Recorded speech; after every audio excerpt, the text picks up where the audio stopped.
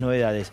Y todos los días hay algo para hablar de Patricia Bullrich, porque como lo contábamos ayer, Mauro Federico, Mauro Fulco, todos los días hay una nueva definición que nos remite primero al 2001, pero que además, como sostenemos hace tiempo, decimos que en esta elección, a diferencia de 2015, ya no esconden absolutamente nada. En 2015 te mentían para que compres y después hacían lo contrario.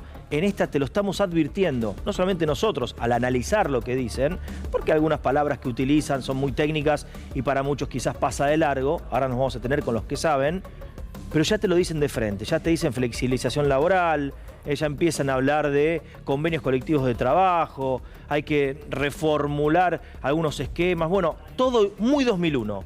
Mauro Federico ahora reapareció porque ya fue ministro en el gobierno de Macri, pero no lo tenía yo al menos presente en la órbita del bullrichismo con declaraciones picantes, o esto generó polémica con Dante Sica, nuevamente, ahora Dante Sica, también del equipo Patricia Bullrich, con otro bombazo. Dante Sica es el hombre que tiene Patricia Bullrich trabajando la temática laboral, por eso, a ver, lo que lo venimos siguiendo no nos sorprende que ella tenga una mirada puesta en el escenario sobre el que todos, creo yo, coinciden. Algo hay que hacer con las leyes laborales. El tema es qué hay que hacer, porque evidentemente si vos tenés un problema, ya no solo de ocupación, sino un problema que está relacionado con la cantidad de dinero que percibe un trabajador. Hoy tenés trabajadores ocupados que cobran salarios por debajo de la línea de pobreza. Entonces es evidente que ahí hay un problema a resolver. Sí.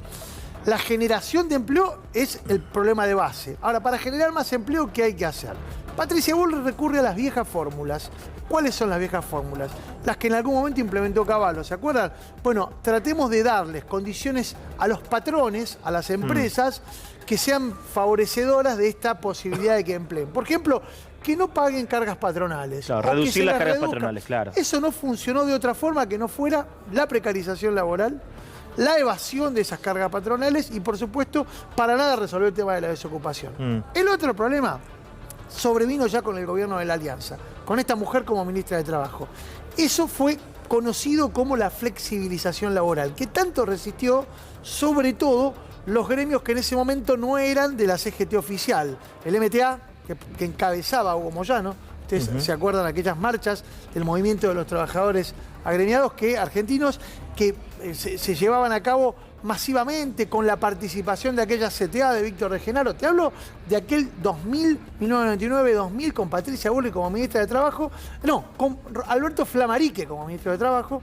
Luego sobrevendría Patricia Bullrich como la ministra para instaurar esta idea de la implementación de la flexibilización laboral. Y ahora aparece Dante Sica, hablando sobre las metodologías con las cuales se va a generar este nuevo marco normativo para las leyes laborales, por supuesto, cargándose en los derechos de los trabajadores. Empezamos a desarrollar el tema, habló con un colega, lo vamos a mostrar y agradecer. Dante Sica, primeras definiciones, bajamos y lo analizamos. Ultraactividad es un concepto que hay dentro de lo que es la ley de convenciones colectivas, que te dice que todos los convenios colectivos tienen un tiempo de duración. Si pasa ese tiempo de duración y no hay un nuevo convenio, no se discute un nuevo convenio... Se mantiene el actual. No te escucho. Se mantiene el actual. Se mantiene el actual. O sea, uno puede entender que una de tus ideas es, hay que ver si Patricia gana y si Patricia lo pone en marcha, es que en el momento que arranca el programa, por ley o por decreto, se establece que se suspende la ultraactividad y se empiezan a negociar nuevos convenios por actividad. Exactamente. Y vos das un tiempo, mientras das el tiempo de negociación, sigue vigente el que está, y das un tiempo para que se renueven todos los contratos. ¿Y si no se renuevan? ¿Y si no se renuevan? Caen. Bueno, buscarás la forma, y para eso está el Ministerio de Trabajo, para mediar entre las partes, para poder lograr que rápidamente se haga. El convenio lo tenés que tener. Bueno, ahí estaba hablando con Ernesto Tenenbaum, a quien le agradecemos por la gentileza de esta nota, con algunas ya definiciones, ¿no?, que habla Dante Sica respecto a esta reforma que propone con ciertas similitudes comparadas con el 2001. Sí, es que en realidad cuando hablamos de 2001 hablamos de aquel gobierno de la Alianza que arrancó en el 99. El ministro de Trabajo en la primera etapa del gobierno de Fernando de la Rúa fue Alberto Flammarique. Flammarique era un hombre que venía de lo que era el armado del político del Frepaso, y que fue promotor de una legislación laboral que generó muchísima polémica, sobre todo por el modo en el que se implementó. Pero si querés lo repasamos en un ratito. Dale, empezamos a parte por parte. Primero y principal, para vos que estás del otro lado, ¿quién es Dante Sica? Te preguntarás. Muchos lo conocen, otros no. Por si acaso, y él es Dante Sica. Miren. Sí, sí. Licenciado en Economía y Contador Público, fundó la consultora económica ABCEB, secretario de Industria, Comercio y Minería en la presidencia de Duhalde, ministro de Producción y Trabajo en la presidencia de Macri, actualmente asesor de Patricia Bullrich. Era un Ese tipo... es el currículum más formal de Dante Sica. Exacto, era un dirigente, un hombre del universo de la industria, vinculado justamente a las consultorías. No es un productivista ligado a la producción como lo puede ser, qué sé yo, el Vasco de Mendiguren. Claro. Es un tipo que viene del trabajo porque es un industrial textil. Que apostó, que invirtió. Exacto, un tipo que, como siempre decimos, sabe lo que es pagar una nómina, o sea, sabe lo que es tener que pagarle los sueldos a los trabajadores. Viene de otro palo, viene del palo de las consultorías, pero se acercó mucho a Duhalde en el proceso de recuperación tras 2001, porque es un tipo que tenía una visión productivista de la economía. Evidentemente la modificó ya en el 2018 cuando asumió como ministro de Trabajo y Producción de lo que era el gobierno de Mauricio Macri. Y termina ahora, me parece, de coronar su carrera rumbo hacia esa mirada poco productivista y mucho más desarrolladora de los aspectos ligados a la reducción de los derechos laborales al ser el asesor principal de Patricia Bullrich en estos temas. Bien. Mauro Fulco. Las propuestas que tiene Dante Sica o que viene a manifestar tienen ciertas reminiscencias a 2001. No nos cansamos de decirlo porque efectivamente es así. Ayer hablábamos con Silvina Batakis respecto de la palabra blindaje y qué significaba, porque es muy fácil hablar. Hay mucha gente que no se acuerda, hay mucha otra tanta que no había nacido. No, pero hay casi mismas definiciones, mismos términos, puntos. Hay al menos tres coincidencias totales con el planteamiento del 2001. O sea, al menos en esas cuestiones son similares. Y vos las encontraste. Mira, para hablar, ayer hablábamos de blindaje, hoy de reforma laboral, trae el tema Dante Sica, exministro macrista. ¿Sabés que existió ya una ley de reforma laboral impulsada por Alberto Flammarique durante el gobierno de la Alianza? Fue la ley 25.250 y decía esto, mira, lo hagamos con una plaquita para resaltar los puntos principales. Extensión del periodo de prueba de 1 a 6 meses con opción de renovación. Recordemos, para todos aquellos que no lo vivieron, que conseguir trabajo a fines del siglo XX era prácticamente un milagro y conseguir trabajo de calidad, ni hablar. Los contratos eran por 3 meses, aquí se extendieron a 6. Eliminación por 2 años de los convenios de ultraactividad. Término que utilizó en la nota que escuchamos anteriormente. A 1975, ultraactividad, atención a esa palabra que Dante Sica utilizó también en la nota. Posibilidad de habilitar convenios por empresa en lugar de por rama o actividad y la creación del Servicio Federal de Mediación y Arbitraje. Esta fue la Ley de Reforma Laboral 25.250. Bien. Tiene más datos, hay más placas si querés para completar la información. ¿Por qué? Porque la Ley de Reforma Laboral 25.250 se convirtió en la Ley Banelco. Si yo te digo Ley 25.250, no deja de ser un número o una formalidad. Una más. Claro. Ahora, es si yo te digo conocida como la Ley Banelco. Ley Banelco, ya las alertas se activan. La Ley Banelco tiene una cronología para pasar de ser la 25.250 a la Banelco. El 26 de abril del 2000 tuvo media sanción en el Senado, se sancionó en diputados el 11 de mayo de ese mismo año.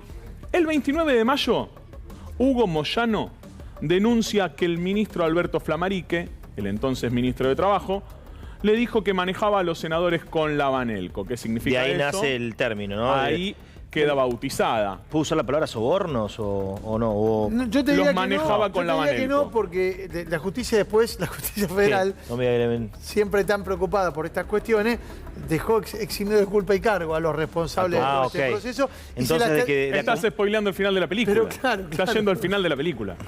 El 29 de mayo de ese año, Moyano bautiza a esta ley como la Ley Banelco. Esto fue el principio del fin. Porque el 6 de octubre de ese año... Renuncia Chacho. Chacho Álvarez renuncia. Estamos haciendo historia, pero no estamos hablando del siglo XIX, San Martín, Belgrano. Estamos hablando hace 20 años atrás. Parece hace mucho, pero evidentemente hay gente que tiene ciertas reminiscencias y nostalgias de estos 20 años que han pasado.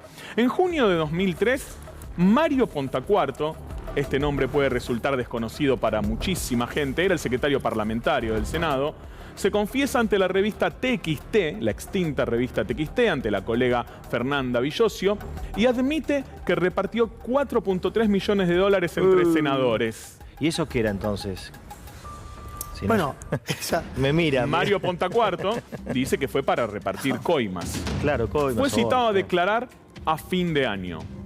La ley Banelco pasó a la historia como ley Banelco. Yo le decía, 25.250 es un número más. Ley Banelco prende todas las alarmas. Hubo mucha gente involucrada, empezando por el expresidente Fernando de la Rúa, siguiendo por el ministro de Trabajo, Alberto Flamarique, por Fernando de Santibáñez, el ex titular de la CIDE. ¿Por qué? Porque Pontacuarto dice que canaliza los pagos a través de la CIDE, que lo llevó a la casa del senador Emilio Cantarero, que no fue acusado luego por graves problemas de salud. Y aquí empieza la lista de los procesados, de los implicados. Pontacuarto, Flamarique, ya mencionado varias veces en este breve reporte, y los senadores Alberto Tell, Remo Constanzo, Augusto Alacino y Ricardo Branda. Hoy, para mucha gente que nos está mirando, son nombres que no dicen absolutamente nada.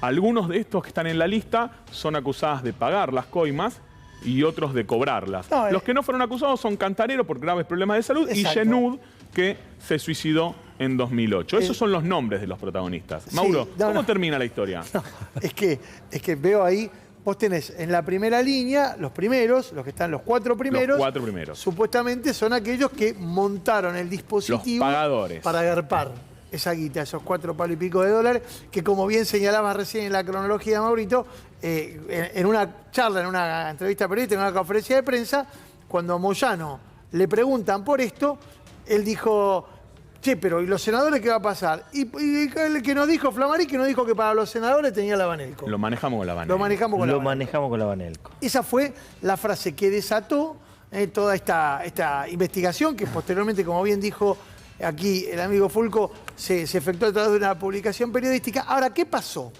La justicia intervino, es la justicia federal en este caso, porque había involucrados intereses del Estado a nivel nacional. Nacionales. Como no podía ser de otra manera. Aparece Mario Pontacuarto como lo que supuestamente es un imputado colaborador, porque el tipo había sido... El arrepentido. Claro, pero es que la palabra arrepentido, en realidad el tipo termina siendo imputado, porque él fue el que viabilizó la coima, él fue el que la llevó, que la trasladó, que contó en primera persona cómo lo hizo, y suma un testimonio fundamental a una causa que vos decís, bueno, con esto Ya está. jaque mate. Sumado a que había testimonios de quienes decían haberlo escuchado al propio Flamarique contarlo, no ante uno, sino ante varios dirigentes sindicales.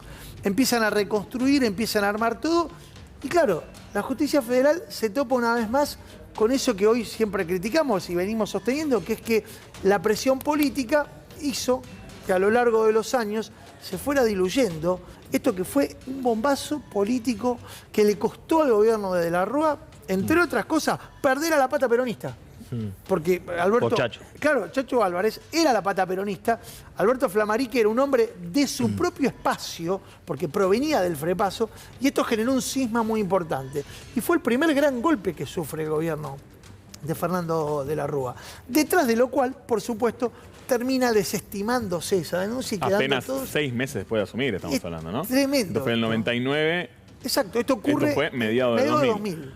Mediados de 2000. Es que la prioridad del gobierno de la Rúa, como lo fue el del gobierno de Mauricio Macri, como seguramente lo será el del gobierno de Patricia Bullrich, es avanzar con una reforma laboral que, insistimos, la palabra reforma no debería asustarnos. El problema es quién orienta. No, esa reforma si es para bien o para mal Si de es los mejora trabajadores, laboral, Pero está mirá, bárbaro. hoy, por ejemplo, Miriam Breckman, decía en el programa de Argenzuela que hace Jorge Rial en Radio 10, decía, nos encantaría reformar las leyes laborales.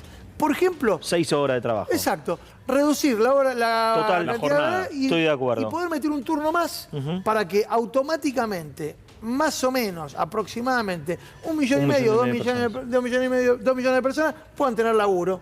Que además salen de los planes sociales y se Exacto, meten en se un meten ahí. laburo formal. Pero Exacto. Ahora yo sé que es una No, utopía. y y que perdón, no lo de va a pasar. Manuela, mínimo de 500, Manuela Castañeira, sí. un mínimo de 500.000. Para eso también tiene que Bueno. poner una reforma que diga que el piso de ingresos salariales es de 500.000. O Eso sea, te hay iba a decir. reformas A ver, positivas. Pero... Entiendo que es una utopía. ¿No se Sí. puede hacer un acuerdo nacional entre los 3 mejores del área de cada uno y ver cómo entre todos hacemos algo que le sirva a todos? Digo, que no sea blanco-negro, porque siempre es blanco-negro, ¿viste? O le sirve todo a uno y no le sirve nada al otro, o al revés. No, lo que pasa lo no que se ocurre puede también que tienen consensuar, porque esto es para- intereses, objetivos y posturas totalmente distintas. No Está puede bien, llegar a un pero hablan de consenso cuando nosotros. uno propone blanco y el otro negro. Claro, pero digo, entonces que supongamos que les toca ganar y cambian todo y después les toca perder a los 4 años porque hicieron un desastre y viene uno nuevo y cambia todo otra vez y el trabajador y el empresario también están siempre dando vueltas. Esta ley de reforma laboral la derogó Néstor en el Claro. 2004. Pero no sale por consenso. Yo digo, hacer una mejora por consenso, de los mejores de cada uno. Lo mismo en salud, en educación, Bueno. digo, en algo que va a ser para toda la vida. La secuencia de lo que significó aquel proceso en donde la ley llega al Congreso de la Nación y tiene resistencias hasta el momento en el que se aprueba, queda muy bien plasmado en un diario que era prácticamente el boletín oficial del Claro. gobierno de la Alianza, que era el diario Clarín. ¿Tenemos las tapas? Si querés vamos haciendo Dale. un repaso. A ver. ¿Querés ir haciendo por el fútbol? La primera es del Dale. 20 de abril del año 2000. Después de las protestas, ¿qué es lo que publica el diario? Por la violencia no se votó la reforma laboral. ¿Sí? La violencia no votó la reforma laboral. Sí. 2 días después, En aquellas, recuerdo en aquellas manifestaciones, en esas y en posteriores, hubo una violenta represión. Sí, claro. Que preanunciaba lo que iba a pasar en el diciembre de 2001. una sed. De hecho, uno de los dirigentes que fue víctima personal directa de esa represión fue Julio Piumato, Del 2000 hasta 20 de abril. que no sé si fue la del 20 de abril o en alguna de las represiones, le metieron un tiro en Cuando le un pegan un huevo. disparo, sí, en un testículo. Ah, de ahí ¿Se fue- acuerda? ok. Exactamente, una reforma que costó un huevo. El 22 de abril, 2 días después, sugestivamente, el diario Clarín titula en su título principal: el gobierno usará Internet para luchar contra la corrupción. Mira vos, Internet. Pero tendrá algo que ver con la Banelco y con la corrupción, digo, es sugestivo ese título 2 días después. El 24, Es raro igual, hoy a 2023, usará Internet para luchar contra la corrupción. bueno, en ese momento era una, Claro, toda una novedad, era algo hay que no se Palabra usaba. de Internet. Internet, ya la palabra es Igual anticuada. estamos haciendo Es la historia- me parece que están hablando de la digitalización. Claro, cosas así. usará recursos digitales, ¿no? Sugestivo. El 24 de abril, de la Rúa 2 puntos, el miedo no frenará la reforma laboral. Le dan voz al expresidente que habla de que el miedo no frenará la reforma laboral. 27 de abril, una semana después del primer título que hablaba de la violencia y que la violencia frenó la reforma, el 27 de abril el gobierno negoció y llegó la reforma laboral. Todo eso en una semana, 4 tapas distintas que dan cuenta de una época, que dan cuenta de, por supuesto, un medio de comunicación que sigue vigente y que sigue con los mismos lineamientos, pero sobre todo que dan cuenta de una época que muchos llamativamente extrañan, reivindican, Sí. añoran, ya no sé ni qué palabra utilizar para hablar de la fascinación que las propuestas de Patricia Bullrich tienen sobre aquel fin de siglo pasado que terminó de la peor manera. Pero No sé, además, hay Mauro, más de 35 muertos. La 25250, la ley Banelco, sabemos qué consecuencias trajo, consecuencias humanas, sociales, económicas, el escándalo policial / judicial, porque si hubo esta causa con estos implicados, acusados, donde hubo que, o alguien tuvo que aportar $4,5 millones, eran 4 millones para 300, sí. repartir, simplemente un acompañamiento, para no decir sobornos, para acompañamientos de votar una ley, es algo que es o ilegal, o que es invotable, o que no es viable, porque si no, no tenés que pagar absolutamente nada.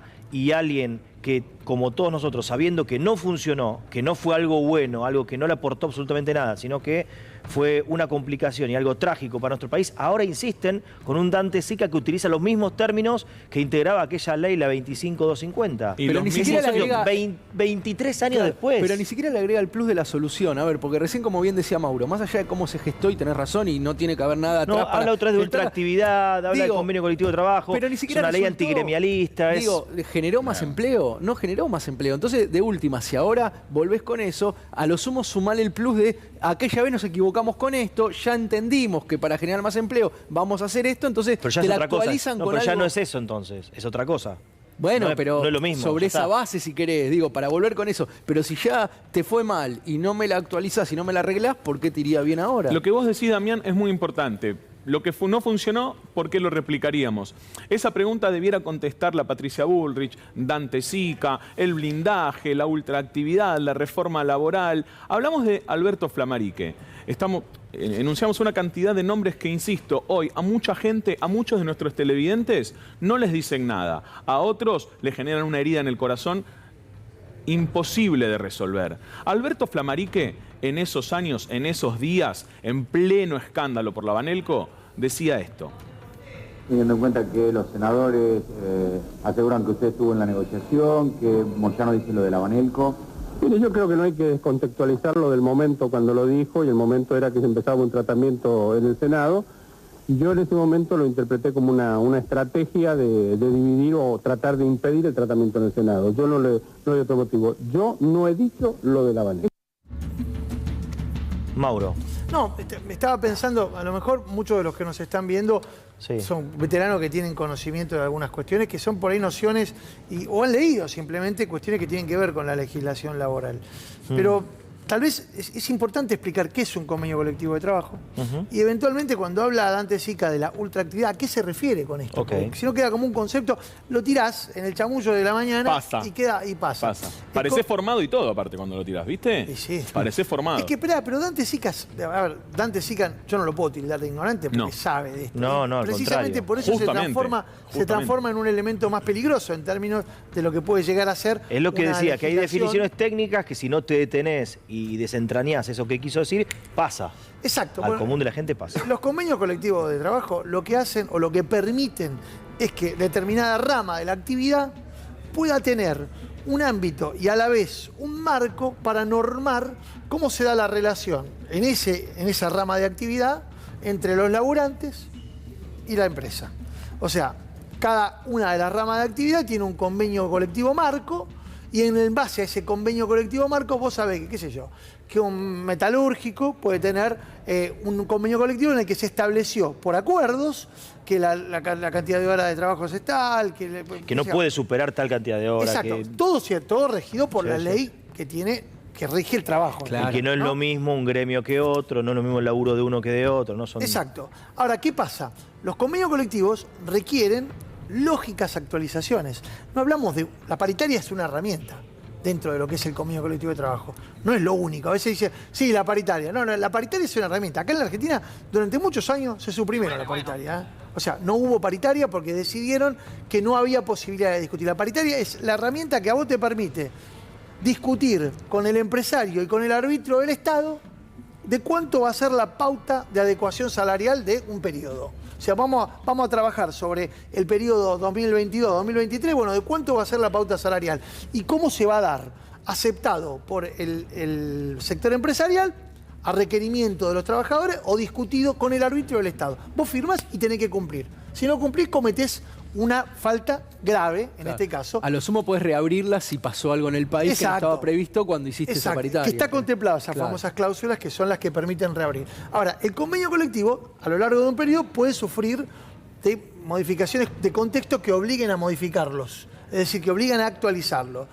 Cuando eso ocurre, debería naturalmente producirse una nueva reunión, una nueva convocatoria para debatirlo. La ultraactividad es la prórroga automática de eso, que en general a quién termina perjudicando, al laburante, porque si vos no tenés posibilidad de actualizar las normativas de trabajo, el que termina perdiendo siempre es el sector o el eslabón más débil de la cadena, que es el sector de los laburantes.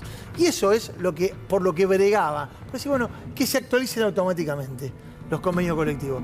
Ahora, en esa discusión, lo que no termina de cerrar es que este discurso, insisto, lo hablábamos ayer con otras cuestiones que hacen a la macroeconomía, pero esta es una cuestión neurálgica, porque esta se mete con lo que vos, del otro lado que me estás mirando y que laburás, formalmente hablando, laburás, no es que tenés un empleo por el que te pagan sin ningún marco normativo. Y tal vez ese sea uno de los grandes problemas. Hay todavía un 40% de la sociedad argentina que no está normada por un convenio colectivo de trabajo que no está hoy dentro de lo que es el trabajo formal. Y la pregunta pero esto no se pelea. Ahí, claro, eso plantea. es. Ahí ¿No lo plantea. tendrían que bregar Que para empezar por ahí. incluir y Claro. formalizar a los que están fuera? Claro. En vez de ir contra la gente que está formalizada. aparte eso va contra en la vez de ley. derogar los convenios de trabajo, realidad habría vas- que incluir pero a la con gente una que está guita- fuera. Vas a lograr que haya más gente informalizada que tratar de formalizar los que no lo están. Es que Y con vos la- en contra con- de lo que se necesita. Con la idea